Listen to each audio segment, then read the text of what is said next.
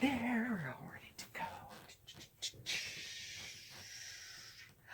Hi everybody, I'm Mark, and welcome to Smokey Steve and Mark. Happy Tuesday. As you can see, I'm still alone. Smokey Steve is not here. He's still out of town, but I just got word he's on his way home. So, we're anxiously awaiting his return. Still has about 3 hours to go, but I don't know, maybe I'll cook dinner or something and surprise him. Anyway, how's everybody doing? It's great to see you. Thank you so much for all the comments from yesterday's video. We made a little ghost luminary out of soda bottles yesterday. It was a lot of fun. I'm glad you liked it. I was unsure. It was a pretty simple one, but you know what? They're fun, and we're all gearing up for Halloween around here, so I was happy to do that video yesterday. Today we're going to take a little more serious look at something, and I'm going to do my first volume on my personal journey of discovery and improvement. And if you remember last week, I just did a basic overview of what I was hoping to do and planning to do for the future, and my hopes are that this will be a video like in addition to our regular videos that we do a week. But I thought since Stephen wasn't here tonight, this would be a perfect opportunity to do the first volume in it. And just as a quick recap, I had reached a point in my life where pretty recently where I felt like I was just spinning my wheels, and I felt like well, you know, this is as good as life is going to get, and it's probably just going to get worse. So, you know, I just kind of accepted that fact. And, you know, what happened was, as I found myself kind of not getting excited over things I usually would get excited over. I had a general apathy for, well, pretty much everything, you know. And that was including my relationship. I mean, we have absolutely no problems in our relationship, but I think the thing that stuck out and really concerned me was that I kept feeling that I was kind of being a burden to the relationship and to Stephen, and that he would be better off without me. And I shared that in a video, and all the comments came in, and they were all very positive comments. And you know, it took a wake-up call to realize that, you know, no, you know, there are certain things that I can control, and there are certain things that I can't control. Those things that I can control, I can implement change in my life to have a better quality of life. So, how do I go about doing that? That's kind of the basis of this vlog. And then I went on to say that, you know, through a series of videos, we'll maybe undertake, you know, one topic, and I'll share how it relates to my life and how it maybe holds me back, and we will do a kind of challenge for the week to work on that particular project.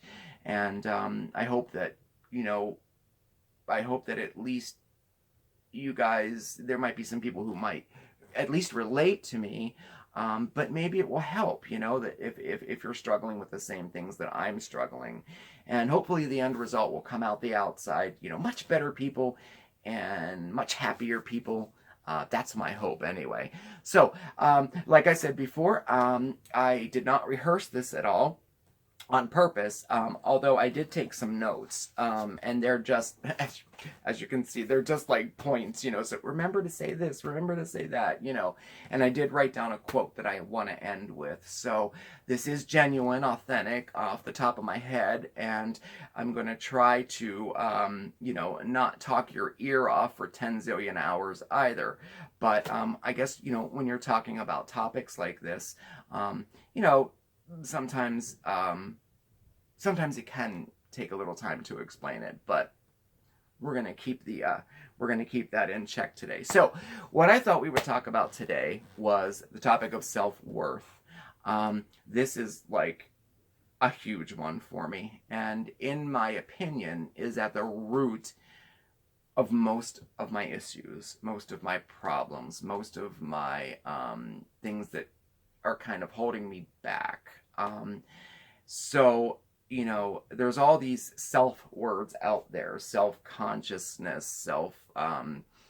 self-worth, self-consciousness, self-esteem, you know, but we're gonna, and they can all be kind of intertwined a little bit, but we're going to talk about self-worth today, which is different, in my opinion, from self-esteem and some of those other self-words too. The definition in the dictionary for self-worth is a feeling that you are a good person who deserves to be treated with respect, or how you value yourself. For so many years, I've struggled with this. And, you know, especially how you value yourself,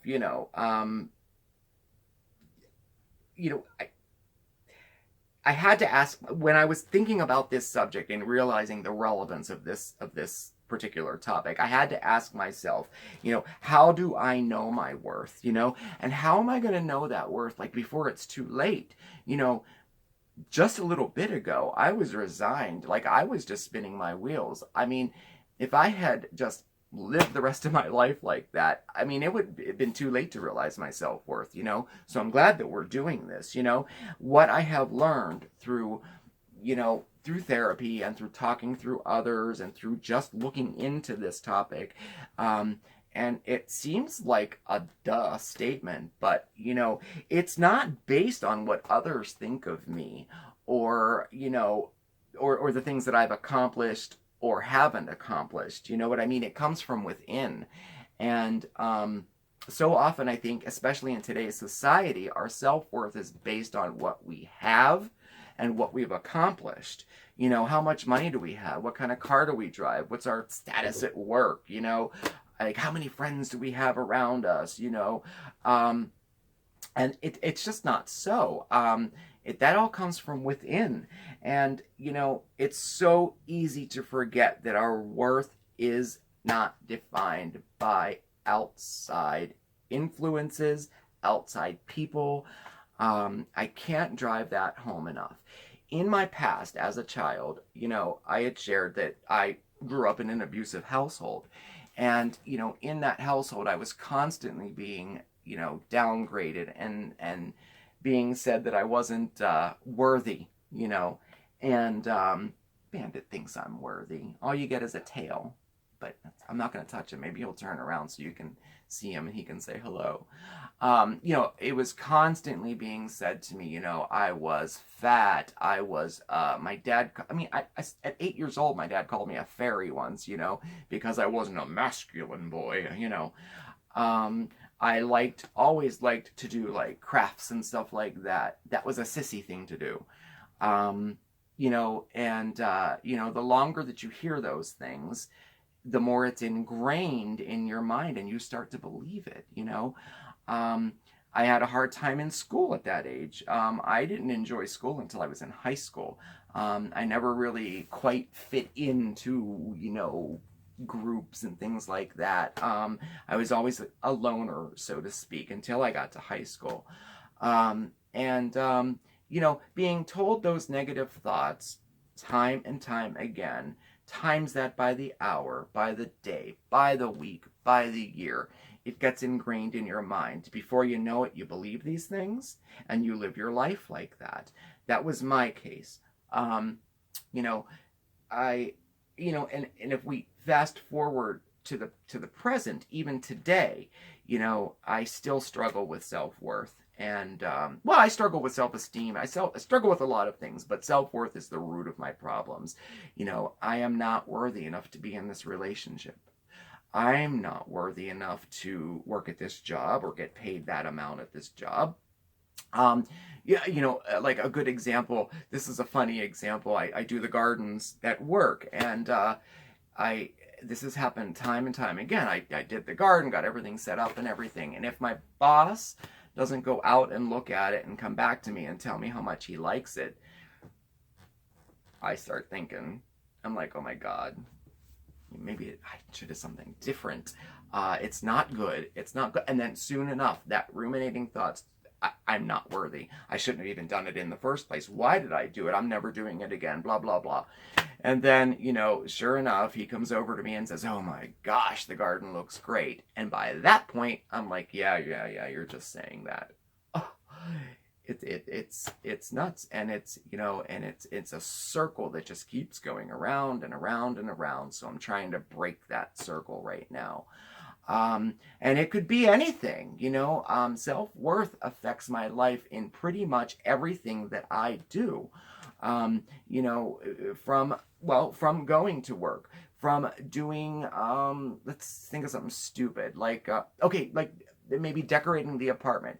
You know, I decorate the apartment for Halloween. Oh, why am I doing that? No one's going to see it anyway. It doesn't look right anyway. Oh, God, you're not, you know what, you're, it just keeps going on and on and on, you know.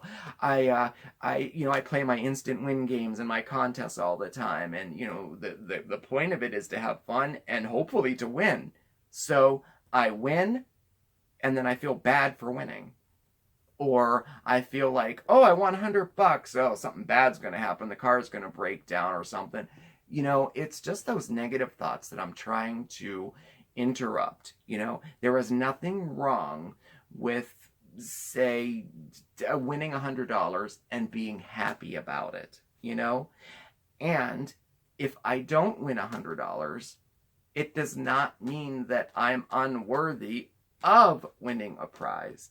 You see how it just keeps going on and on, you know, and it can be totally exhausting, you know. Anyway, I'm starting to get off track with my little talking, you know. But another important point to bring up, though, is that, you know, in essence, too, I'm kind of a people pleaser. And, you know, a lot of times, I mean, throughout my life, and I have caught this recently, that, you know, the needs and the wants of others are more important than my own. And the false statement that I get out of that, the false reinforcement that I get out of doing things for others, you know, without regards to myself or ahead of myself, you know, is that there was a point I wanted to make on that about the people pleasing and people pleasing. I'm a people pleaser. Blah blah blah. Well, anyway, you get the point. You know, when you're constantly doing for others to, that was it. I do for others to, you know, improve my self-worth. It doesn't work that way. It just doesn't work that way. Not to say that I shouldn't do for others. I think I will always be an empathetic person and a person that prefers to help others. I prefer to give gifts rather than get gifts. I prefer to help someone rather than to be helped. But if you do those things at the sacrifice of yourself, you know, you're headed for more negativity and more troubles, you know. So back to the question of, I had to ask myself, how do I know my self-worth? What things make me worthy? What is that? I found, with doing just a little bit of research, the easiest way was to list the things that is not self-worth. And I have a list of those things here right now. Self-worth isn't money. We'll just leave it there. It is just, a person that has $1 million is, you know, does not have more self-worth than I do. You know, your relationship status. Oh, you're single? That doesn't mean you're unlovable. That doesn't mean you're unworthy of love. You know, so often I see people in my everyday life that because they're not in a relationship, they feel unworthy of basically living, you know. And it breaks my heart because that's not the case at all. Self-worth is not the number of friends you have. It is not the things you get done on your to-do list. This is a big one for me. I use a to-do list to kind of boost my sense of accomplishment. But if I don't get everything checked off on my to-do list, all of a sudden I'm not worthy of anything. You know, self-worth is not your job, what type of job you have, your status at your job. It is not your social media following. It is not how many likes you get on a particular picture you put on Facebook. I was good for that too. I'd make a little picture, put it on Facebook, and get 5 likes and think, oh my gosh, I suck. Oh. It is not your age. Another big one. We talked about this about 3 weeks ago. Age shaming. It is self-worth. It does not matter how old or how young you are. That does not define your worth. My goodness. Your appearance. It is not defined by other people. As a student, self-worth is not your grades. You know, say you're a mediocre student, you get B's and C's, even a couple D's in there. That doesn't determine your intelligence or your dedication or your integrity, you know? So those are just a few things that self-worth, you know, is not. In my opinion, what truly matters is kindness and compassion, empathy, respect for others, integrity, you know, and these are the things that I'm working on today. I just believe with these things, you know, you become a better person, you know, and your self-worth increases in a positive way. You know, if you have self-worth because you have $1 million, I kind of view that as like negative self-worth, if that makes any sense, you know. I mean, Mother Teresa, I mean, what she had, if anybody had integrity and self-worth, I mean, she had a vow of poverty, and she dedicated her life to the service of others. I so admire Mother Teresa, and I've read about her, and she really moves me. And I think if we could all strive to be just a hair bit more like her and her values, I think the world would be a better place. Now, that's not, you know, there's a difference between being a people pleaser and being a person who dedicates their lives to serving others. There's a very difference there too. She dedicated her life to serve others, and but anyway, moving right along here. So anyway, I just wanted to say those things. Now, moving right along. Now, for our challenge of the week, we talked about self-worth, what it is, how it affected my life. I'm hoping that you're thinking about your own life and how you view self-worth and your place in all of that. Our challenge, or our exercise we'll call it a challenge. Challenge of the week, exercise of the week. I don't know, either one. We'll see how it turns out. This is going to be challenging or calming the inner voice.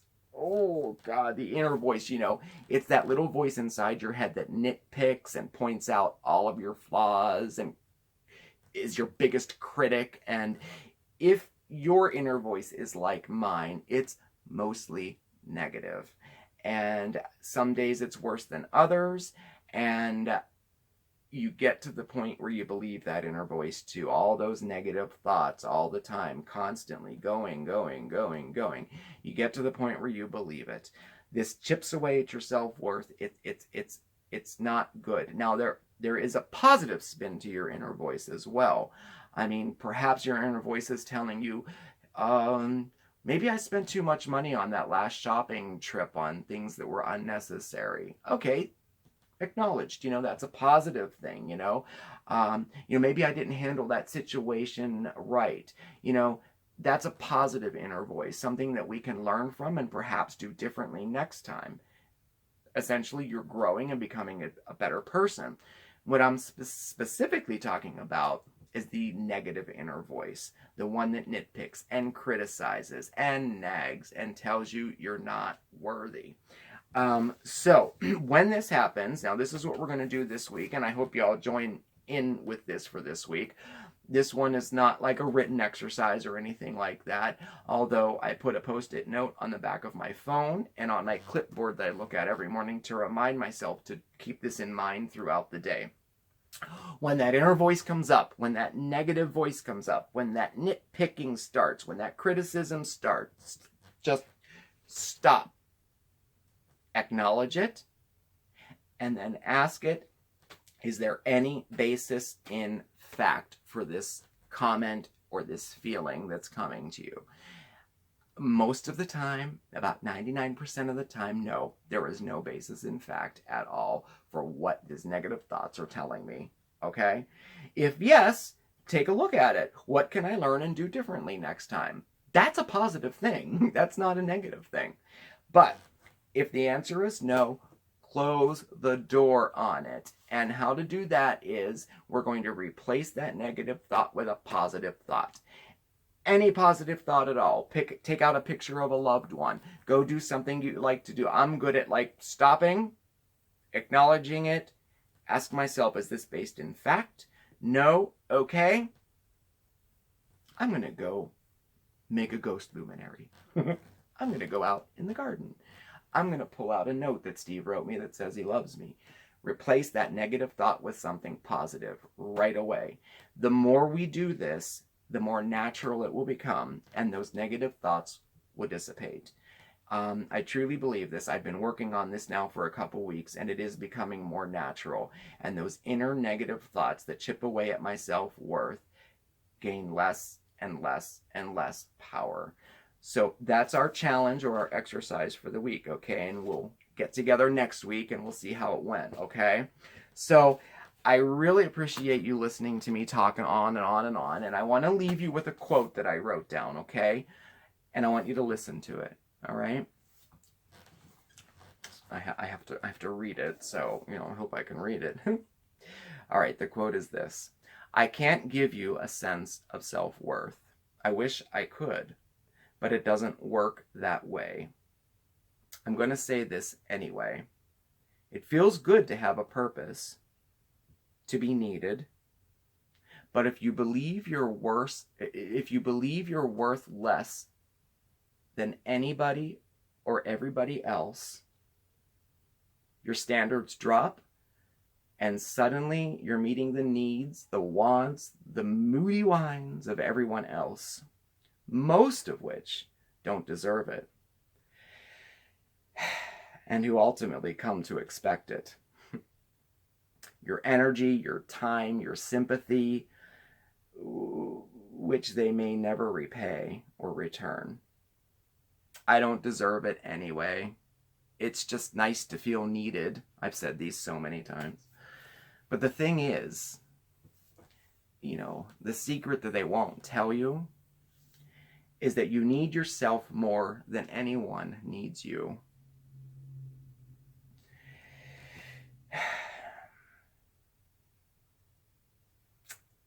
You are worthy in this life. You are in charge of surviving. And if you're hearing this, you made it here. And whoever you are, you've made a difference in this world. Don't fight me on this. I can't hear you anyway. Soak this in for a moment, please. You are valuable. You are important. You deserve kindness from the world. But that's not something that you can control. Be there for yourself, so you'll be stronger when you're there for someone else. I really like that quote. Thank you so much for watching. Please like, subscribe, and comment. Please check us out on Facebook, SmokeySteveAndMarc. Throughout the next week, I'll be posting some interesting posts about self-worth and some exercises to help us gain a little more self-worth there. Once again, thank you very much for watching. It was great spending the evening with you. I hope you got something out of this, and I hope we continue to get more out of this, and as we go on this journey of self-discovery and improvement. I'm Mark, and this is SmokeySteveAndMarc. All right, stay positive, everybody, and we'll see you next time. Take care. Bye-bye.